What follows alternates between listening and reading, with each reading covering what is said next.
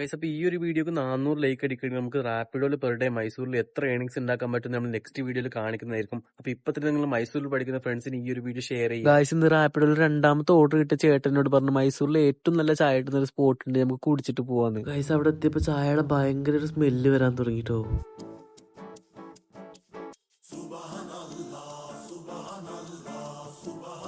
ഇവിടെ എല്ലാ തരം ചായക്കും കോഫിക്കും ആകെ ആകുന്നത് 10 രൂപ മാത്രമാണ്. ഞാൻ പറഞ്ഞത് ലെമൺ ടീ ആട്ടോ ഗൈസ്. ഞാൻ കുടിച്ചതിൽ വെച്ച് ഏറ്റവും ബെസ്റ്റ് ലെമൺ ടീ എന്ന് വെച്ചാൽ ഞാൻ ഈ ഒരു സ്പോട്ടിൽ തന്നെ പറയുന്നു. പിന്നെ കൂട്ടിക്കൊണ്ടത് മൂപ്പര് തട്ട ബ്ലാക്ക് ടീ ആണ് കുടിക്കുന്നത്. കണ്ടില്ലേ മൂപ്പര് എക്സ്പ്രഷൻ, അത്രക്കും അടിപൊളിയാണ്. അപ്പൊ ഈ location bus stand opposite taluk office road വലത്തെ വശത്ത് മതിലോട് ചേർന്ന് തന്നെ. അപ്പൊ ഇനി നമ്മുടെ സ്ഥിരം കലാപരിപാടിയിലോട്ട്. അപ്പൊ ഇന്ന് നമുക്കൊരു വെജിറ്റബിൾ കട്ട്ലേറ്റ് ആയാലോ.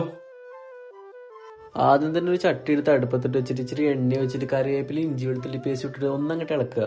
അതിലോട്ട് കുലുകുലാന്ന് അരിഞ്ഞ സവാള, ഇച്ചിരി ഉപ്പ് ഇച്ചിരി മഞ്ഞപ്പൊടി ഇട്ട് ഒന്ന് നന്നായിട്ട് വഴറ്റി എടുക്കട്ടോ. നന്നായിട്ട് അങ്ങോട്ട് വഴണ്ടി വരുമ്പോ സെന്ററിലോട്ട് ഇച്ചിരി ഓയിൽ ഒഴിച്ചിട്ട് ഉപ്പ്, മല്ലിപ്പൊടി, മുളക് പൊടി, ഗരം മസാല, ഇച്ചിരി ജീരകപ്പൊടി ഇതും കൂടി അഴയത് നല്ലോണം അങ്ങോട്ട് ഇളക്കട്ടോ. മസാലന്റെ പച്ചമണൊക്കെ മാറി നമ്മൾ നേരത്തെ വേവിച്ച ഉരുളക്കേക്ക് ഒന്ന് കുത്തി ഒഴിച്ചിട്ട് ഒന്നായിട്ട് മിക്സ് ചെയ്ത് നന്നായിട്ട് മിക്സ് ആക്കിയ മിക്സ് ചെയ്തോട്ട് ഇച്ചിരി കുരുമുളക് കൂടി വെതറിയിട്ട് നന്നായിട്ട് ഒന്നും കൂടി മിക്സ് ആക്കട്ടോ. അടുത്ത സ്റ്റെപ്പ് ബ്രെഡ് ക്രംസ് ഉണ്ടാക്കട്ടെ. അതായത് റസ്ക് മിക്സ് ചെയ്തിട്ട് പൊടിക്കുക. അപ്പൊ തന്നെ ചൂടാറിയ മിക്സ് റൗണ്ട് ഷേപ്പിലാക്കിട്ട് നമുക്ക് വേറൊരു പാത്രത്തിലോട്ട് മാറ്റാം. 2 കോഴിമുട്ട ഇച്ചിരി ഉപ്പ് ഇട്ടിട്ട് നന്നായിട്ട് അങ്ങോട്ട് ബീറ്റ് ചെയ്യാം. നേരത്തെ നമ്മള് മിക്സ് കോഴിമുട്ടയിൽ ഒന്നങ്ങ് മുങ്ങണ മാറ്റിട്ട് ബ്രെഡ് ക്രംസിൽ ഒന്ന് കോട്ട് ചെയ്തിട്ട് നേരെ നമുക്ക് ഫ്രൈ ചെയ്തെടുക്കട്ടോ. ഫ്രൈ ചെയ്യുമ്പോ ഈ മീഡിയത്തിലിട്ട് ഫ്രൈ ചെയ്യാൻ സൂക്ഷിക്കട്ടോ, അല്ലെങ്കിൽ കരിഞ്ഞു. നന്നായിട്ട് അങ്ങോട്ട് തിരിച്ചും മറിച്ചിട്ടതിന് ശേഷം ഒന്നായിട്ട് അങ്ങോട്ട് കോരി എടുത്ത കട്ട്ലേറ്റ് ഡയറക്റ്റ് ഒരു പാത്രത്തിലോട്ട് ഇതുപോലെ അങ്ങോട്ട് വെച്ചെടുക്കട്ടോ. സൈഡിൽ ഇച്ചിരി സോസും കൂടി ഉണ്ടെങ്കിൽ പിന്നെ ഒന്നും പറയണ്ട. അടുത്ത സ്റ്റെപ്പ് പറഞ്ഞത് നമുക്ക് കഴിച്ചോക്കട്ടോ. കഴിച്ചോക്കപ്പോ ഗൈസ് ഇത്രക്കും ടേസ്റ്റ് ഉണ്ടാവും ഞാനും വിചാരിച്ചില്ല കേട്ടോ. എന്നും പറഞ്ഞുകൊണ്ട് ഇന്നത്തെ എന്റെ ഡിഷിന് ഞാൻ കൊടുത്തു 10-9. എന്നാൽ നമുക്ക് ഇനി അടുത്ത വീഡിയോയിൽ കാണാം.